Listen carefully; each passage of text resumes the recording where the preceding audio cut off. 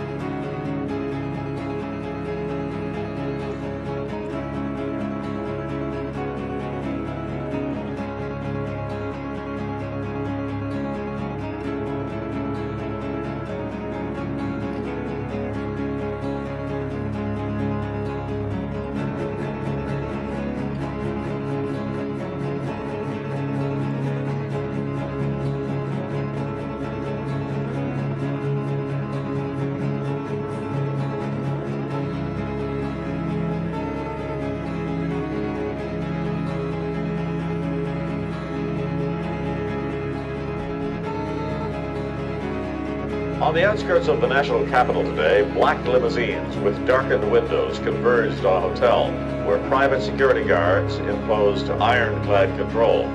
The limos carried royalty, political power brokers, and industrial titans to a secret meeting that will last all weekend. It's known as the Bilderberg Group. Could their objective be world domination? If you haven't heard of the Bilderbergers, it's for one reason only. They haven't wanted you to. At their annual closed-door meetings, no outsiders are allowed even close to the building. Here are gathered the most powerful individuals of the Western world, united regularly at club meetings.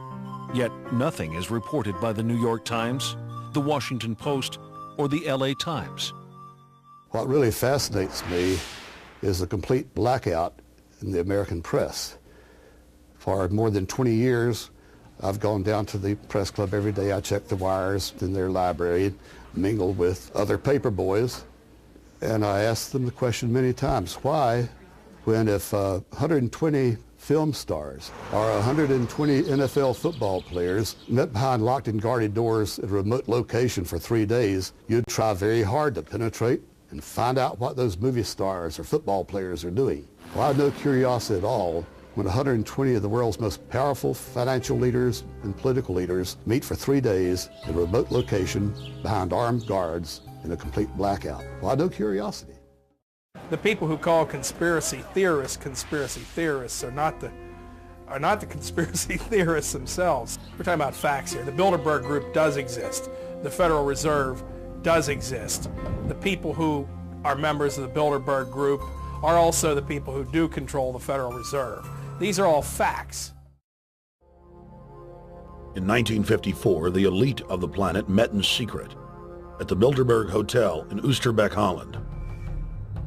The Bilderberg Group would later admit that their mission was the formation of the EU. Once the EU was established, under the guise of trade deals, a North American Union and Asian Union would be formed. The three interlocking superstates form the core of the global government, while the United Nations would serve as a world regulatory and enforcement body over the Third World subregions. The Bilderberg Group consists of the heads of all of the managing roundtable groups that steer individual countries.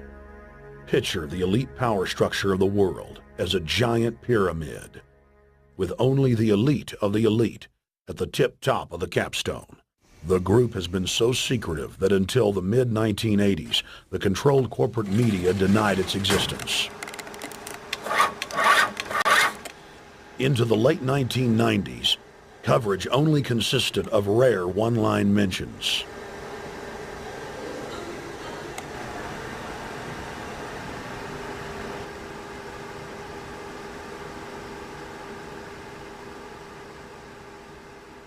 With the rise of the alternative media, their stranglehold on information has begun to slip. What we do hear coming out of those meetings is incredible about the plans of the New World Order to consolidate power. Political power and economic power coming together at the highest level. But what I call the lapdog media, the controlled media in this country, you would think that they would be going to court, crying freedom of information, open meetings, sunshine law, and all of these things, but the silence is deafening. Why is it the major media would deny this? Let's look at the ownership of the major media. Let's look at the roster of, say, the Bilderberg meeting. Katharine Graham owns the Washington Post. Katharine Graham has been to the Bilderbergers. Conrad Black, one of the largest media barons in Canada and Europe, has not only been to these meetings, but he has hosted the meeting just a few years ago. Every year they meet in secret, and there is an absolute news blackout. There is never anything reported in any of those papers. David Rockefeller himself thanked the media for keeping this all hushed up.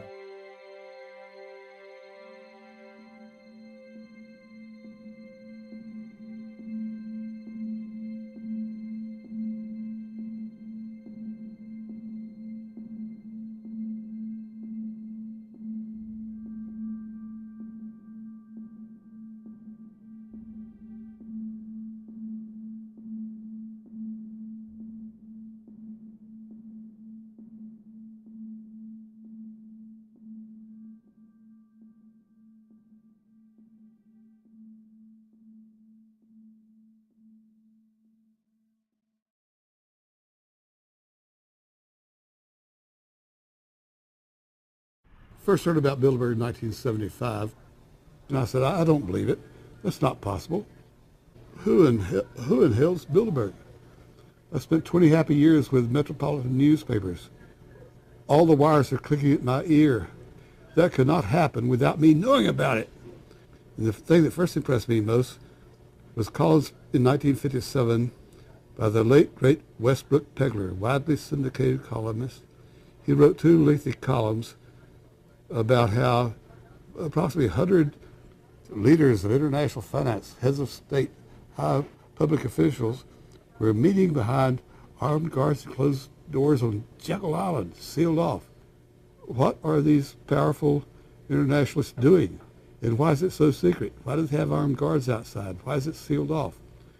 The newspapers totally ignore it. Not a word. Total blackout in the United States. Since then, I've never stopped pursuing Bilderberg, or the whole international gangster organization led by Rockefellers and Rothschilds, as they manipulate the world for their own selfish interest. About 10 have come in. They've been coming in slowly in typically big black cars with what appears to be bulletproof glass, and we've got a few pictures of some of the people. We're being kept well back from the building by an awful lot of security people, but you know, there'll be more security as this thing develops. Again, just a reminder to stay off the property, okay? I am. This is the line. We checked with the city. Oh yeah, there's one right there. Hi. Hey, we're not your property. We're not your slaves. We're going to defeat the New World Order. The New World Order is going to be defeated. You realize that? I'm glad you do. Always does throughout history. Now, I think what is very difficult for most people to understand